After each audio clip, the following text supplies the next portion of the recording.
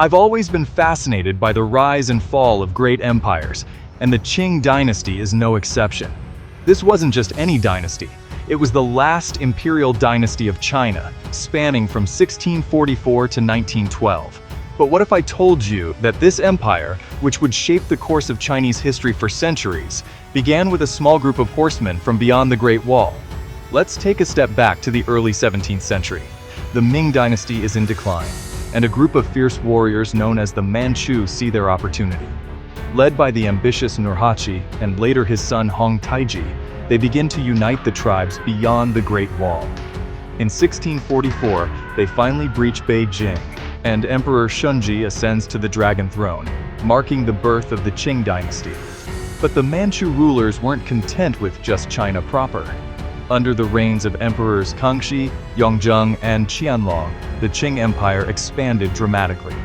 They incorporated Taiwan, pushed into Mongolia, and even extended their influence into Central Asia.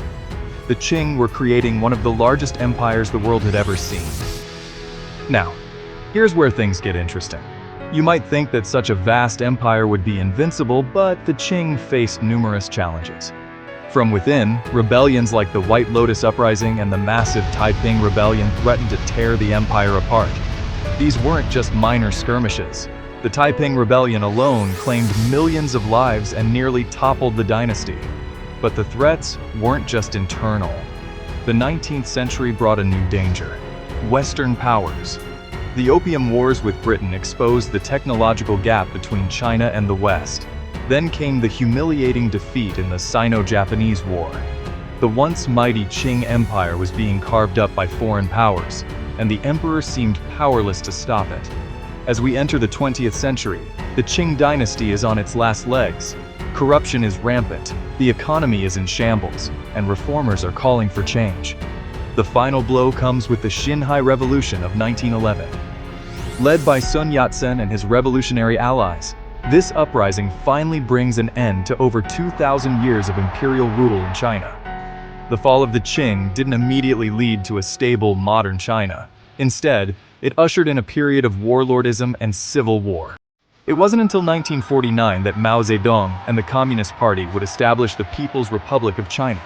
Yet, even today, the legacy of the Qing dynasty continues to shape modern China, from its borders to its cultural identity. The rise and fall of the Qing dynasty is a story of ambition, expansion, struggle, and ultimately, transformation. As we look at China today, we can still see the echoes of this last great dynasty. If you want to learn more about other pivotal moments in history, be sure to subscribe to our channel. Until next time, remember, the past isn't just a series of events, it's the foundation of our present.